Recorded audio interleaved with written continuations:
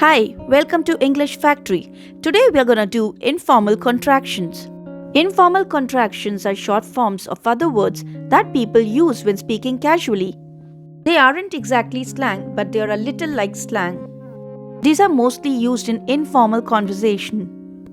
First informal contraction is Aamya, which means I'm going to. For example, I'ma talk to him, which means I'm going to talk to him. Next contraction is gimme, which means give me. Example, can you give me a glass of water please? Which means can you give me a glass of water please?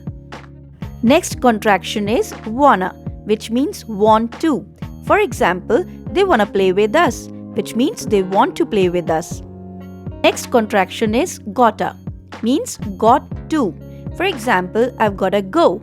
That means I've got to go. Next contraction is lemme, means let me. For example, let me finish my work. That means let me finish my work. Next is kinda, means kind of. For example, your new friend is kinda weird. That means your new friend is kind of weird. Next contraction is hafta, means have to. For example, I have to do it. That means I have to do it.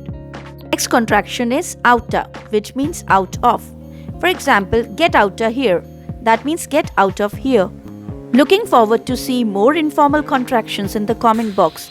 Thank you and stay blessed.